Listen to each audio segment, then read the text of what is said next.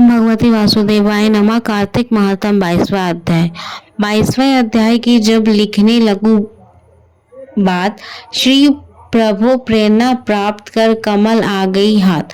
राजा पृथु ने नारद जी से पूछा, हे देवऋषि, कृपा करके आप मुझे यह बताइए कि वृंदा को मोहित करके विष्णु जी ने क्या किया और फिर वह वहां से कहाँ गए।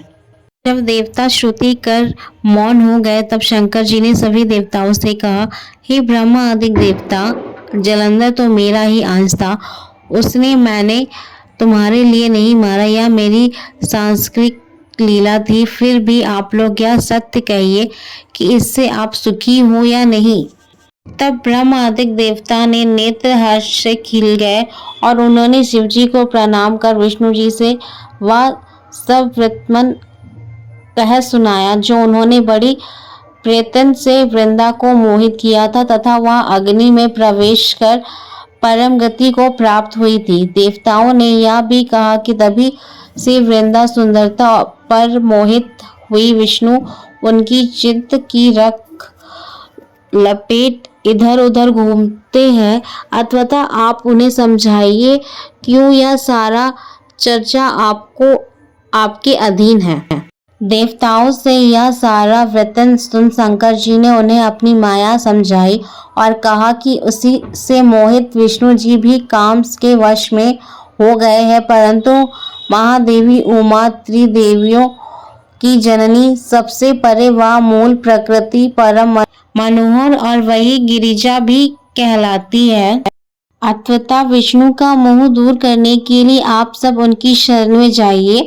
शंकर जी की आज्ञा से सभी देवता मूल प्रकृति को प्रसन्न करने चले। उसी स्थान पर पहुंचकर जहां बड़ी श्रुति की तब आकाशवाणी हुई कि हे देवताओं, मैं तीन प्रकार से तीनों गुण में पृथक होकर स्थित सत्वगुण से गौरा और राजगुण से लक्ष्मी और तमोगुण से ज्योति रूप हूँ।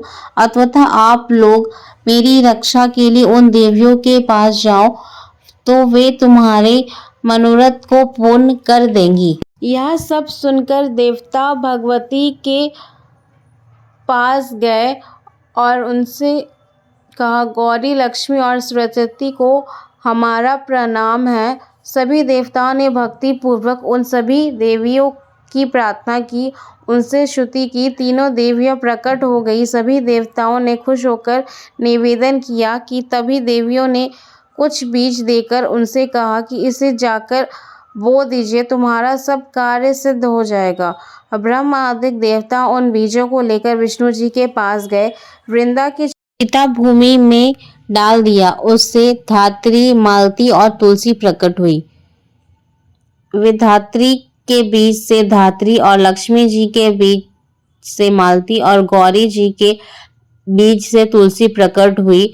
विष्णु जी ने ज्यों उन स्त्री की रूप वाली वनस्पतियों को देखा तो वे उठ बैठे, कमस्तक चित्त से मोहित हो उसे याचना करने लगे। धात्री और तुलसी ने उनसे प्रति की और विष्णु जी का सारा दुख भूलकर देवताओं ने नमस्कृति होकर अपने लोक वैकुंठ में चले और वह पहले की तरह सुखी होकर शंकर जी के स्मरण करने लगे। यह अद्वैत शिव जी की भक्ति देने वाला है।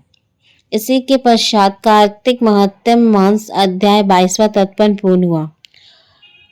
बोलो बांके बिहारी लाल की जय। हरे कृष्णा कृष्णा कृष्णा हरे हरे, हरे राम राम राम हरे हरे। आपको वीडियो पसंद आई हो तो चैनल को सब्सक्राइब करना ना भूलें। मिलते हैं आप सभी से नेक्स्ट वीडियो पे।